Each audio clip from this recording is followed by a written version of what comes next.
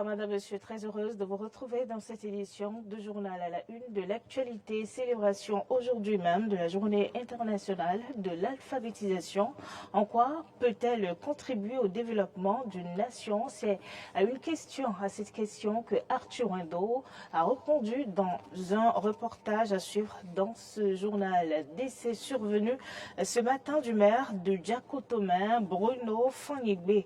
Encore en fonction, le maire aurait succombé des suites d'une maladie au CNHU de Cotonou. Vous aurez plus de détails dans cette édition. Puis le président français Emmanuel Macron s'est engagé hier à ce que le Parlement puisse débattre prochainement de la stratégie de la France en Afrique et au Sahel, où sa présence militaire est contestée dans plusieurs pays.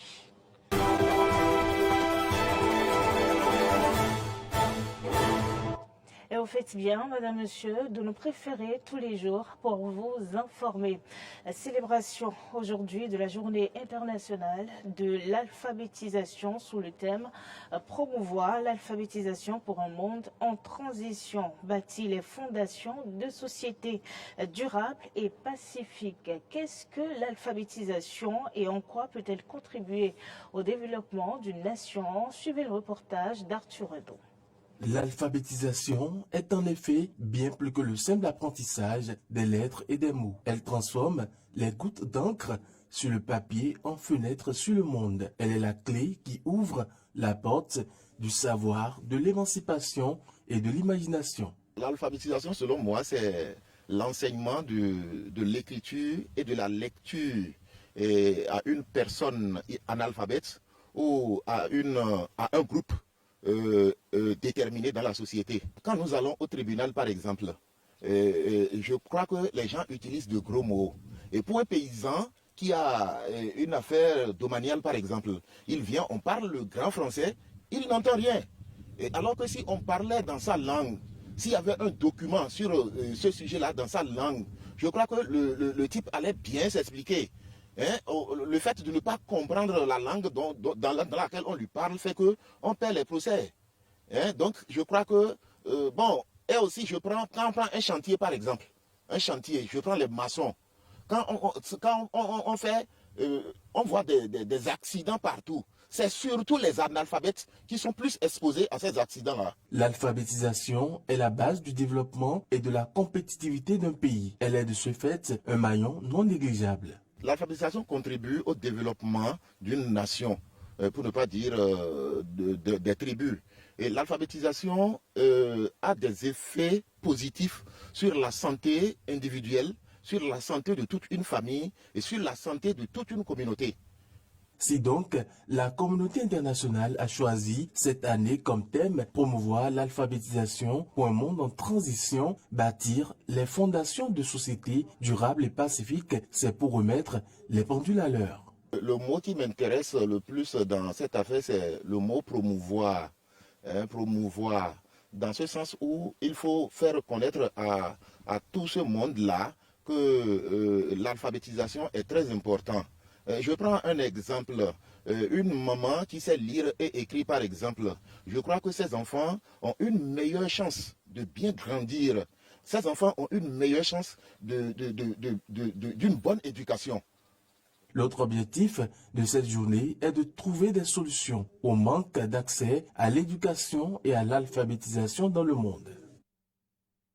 Suite au communiqué du ministre de l'Industrie et du Commerce mettant en garde les commerçants qui pratiquent les prix non officiels pour la vente du gaz domestique, le contrôle de conformité des poids de bouteilles de gaz domestique enclenché depuis peu par l'Agence nationale de normalisation de métrologie et du contrôle qualité ANM a révélé un fait assez grave. L'équipe conduite par le directeur de l'inspection et du contrôle de l'ANM dans sa mission régalienne de la surveillance du marché a effectué une descente à OOD à quelques encablures de la frontière Bénin-Nigeria, appuyée par les éléments de la police républicaine du commissariat de la localité. Sur place, l'équipe découvre un site de recharge de bouteilles à gaz à l'air libre sans aucune aucune mesure de sécurité requise en la matière, les faussaires rechargent toutes sortes de bouteilles à l'effigie des compagnies connues au Bénin à l'aide des moyens rudimentaires. L'ANM a procédé à la saisie de toutes les bouteilles et les balance sur les lieux. Les faussaires ont pris la poudre d'escampette, hormis deux arrêtés par la police républicaine pour la suite de la procédure. L'ANM appelle à la vigilance des populations. L'artiste plasticienne Sika da Silveira a procédé au vernissage de ses œuvres hier soir au Centre culturel français. C'est à travers Monzola, le titre de l'exposition qui signifie pèlerin, que les œuvres ont été décrites. Ce vernissage a connu la présence de plusieurs invités de marque dans le ministère du Tourisme, de la Culture et des Arts. Jean-Michel Abimbola a fait le point avec Arthur Wando. Sika da Silveira tend à représenter ses connexions, ses aisances de vie que le cosmos a su influer à tout être sous différentes formes artistiques, ce qui la rend libre de traduire à travers ses beaux œuvres la prochaine évolution de l'espèce humaine. J'ai pris la liberté de traduire donc à travers ces œuvres la prochaine évolution de l'espèce humaine qui sera une espèce plus ancrée dans une conscience cosmique, donc d'où le mot cosmique. Et si elle se retrouve à l'Institut français, c'est pour exposer Monzola, qui signifie littéralement enfant pèlerin. Le mot est expressif. Monzola qui veut dire pèlerin, c'est vous, c'est moi, c'est nous tous qui marchons sur terre. On est là, on est de passage.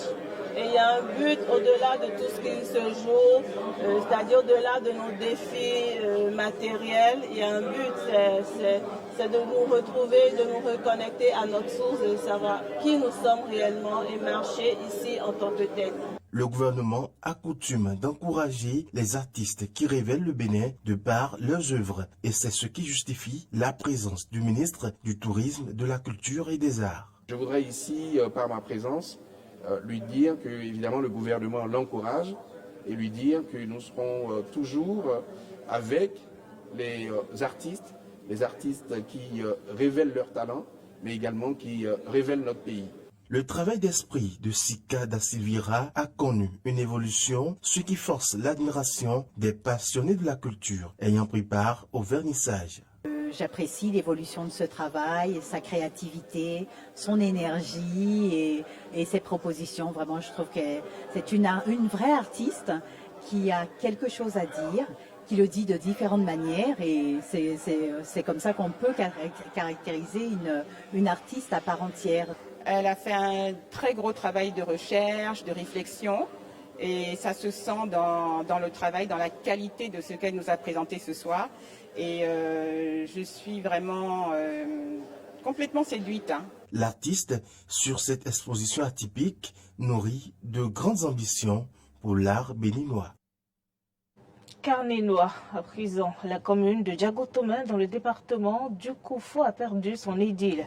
Le maire Bruno Fanigbe est mort aux premières heures de ce vendredi 8 septembre 2023 des suites d'une maladie à l'hôpital CNHU de Cotonou. Son élection à la tête de la commune de Diagotomin a été faite le 28 mai 2020 par les 25 conseillers à l'unanimité. Mais il ne finira pas son mandat à la tête de la commune. L'octogénaire fut membre du parti Union progressiste Le Renouveau et proche de la mouvance présidentielle.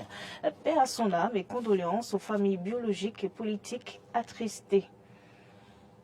Voilà, reçu par nos confrères cette semaine, le nouveau ministre des Affaires étrangères et de la coopération, Olusegun Adjabi Bakari, qui va boucler 100 jours à la tête du dit ministère, s'est exprimé sur la nouvelle dynamique de la diplomatie béninoise en se prononçant sur comment il la qualifie. Suivons ici un extrait de ses propos.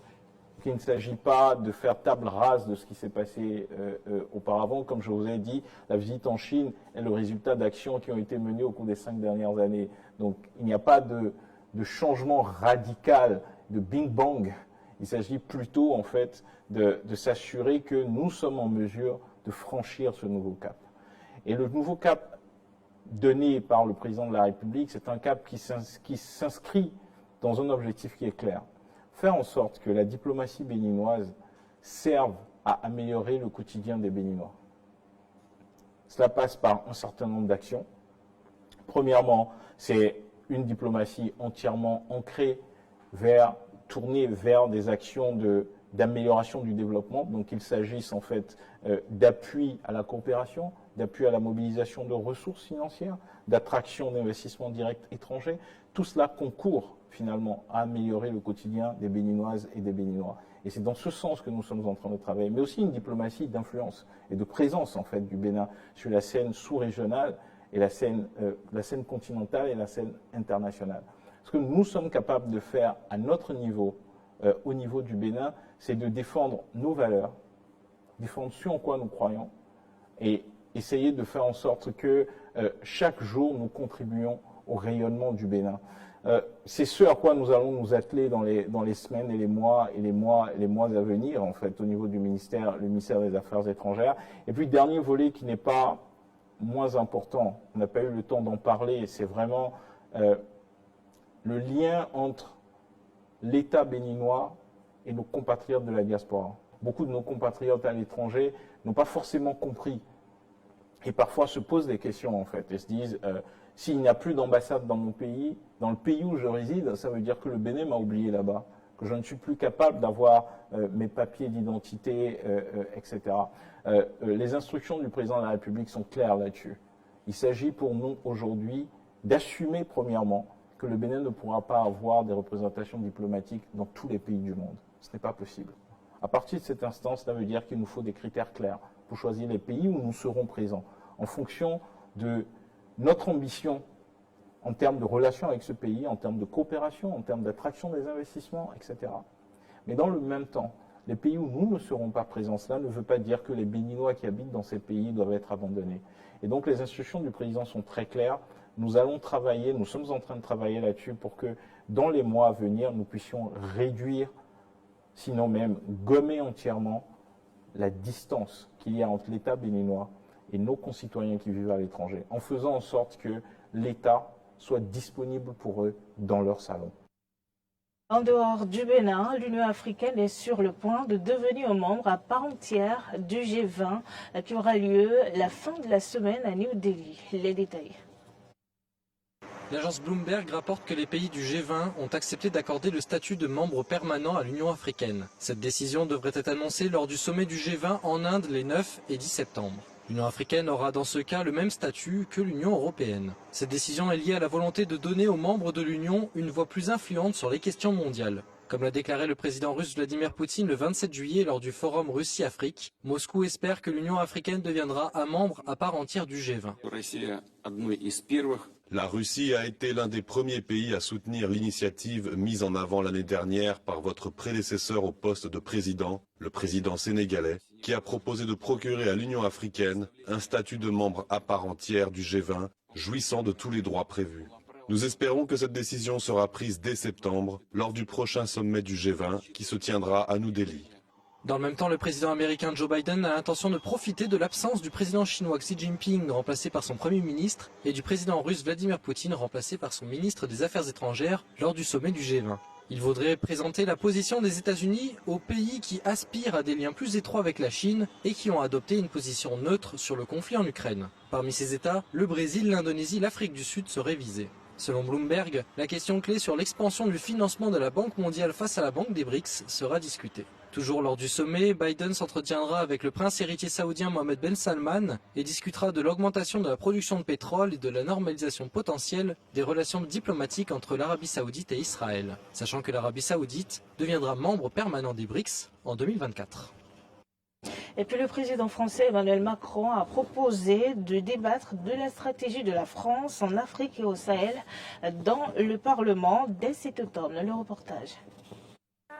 Dans une lettre, le président français a invité les chefs de partis politiques à discuter de la stratégie que Paris devrait suivre sur fond de coup d'État et de réduction de contingents militaires français en Afrique. La présence militaire française est contestée dans plusieurs pays, le plus récemment au Niger. Une première partie de cette rencontre entre le chef de l'État et les responsables de partis politiques qui a eu lieu ce 30 août à Saint-Denis avait été consacrée à la situation politique internationale et à ses conséquences pour la France. Cette rencontre et la discussion sur l'Afrique ont été l'occasion d'examiner la situation dans un certain nombre de pays, notamment au Sahel. Tel que prévu par notre Constitution, il a été convenu d'organiser dès l'automne des débats parlementaires sur ces questions et chaque fois que l'actualité l'exigera. Après le Mali et le Burkina Faso, la France se trouve dans une situation très délicate au Niger. Les militaires auteurs d'un coup d'État le 26 juillet ont dénoncé les accords de défense liant Paris à Niamey et sommé la France de retirer les quelques 1500 soldats qui sont basés et engagés dans la lutte anti-djihadiste dans le pays. Paris a reconnu cette semaine que des échanges avaient eu lieu entre les armées nigériennes et françaises et commencera le retrait de certains personnels et équipements militaires français du Niger. Ce mercredi 6 septembre, des manifestants se sont rassemblés devant la base militaire française de Niamey, appelant au retrait des troupes françaises. Des images montrent des manifestants passant la nuit devant la base militaire, écoutant des discours et applaudissant. Le nouveau Premier ministre nigérien du gouvernement de transition a d'ailleurs évoqué ce sujet lors d'un point de presse tenu ce mardi. Vous avez dû voir la mobilisation qu'il y a. Le gouvernement a déjà dénoncé les accords qui leur permettent d'être sur notre territoire. Elles sont dans une position d'illégalité. Et je pense que les échanges qui sont en cours devraient permettre très rapidement que ces forces se retirent de notre pays. Selon des experts, cette vague de coups d'État en Afrique ne risque pas de s'arrêter tout de suite. En effet, au Cameroun, en Guinée équatoriale ou en République du Congo, en raison de la longévité des leaders au pouvoir et du mécontentement de la société civile face à la mauvaise gestion politique, plus de 40 ans pour Paul Biya et Teodoro Obiang et 25 ans pour Denis Sassou Nguesso, une continuité des soulèvements et des coups d'État militaires sont tout à fait possibles. Et c'est la fin de cette édition du journal. Merci madame, monsieur de nous avoir suivis. Bonsoir chez vous.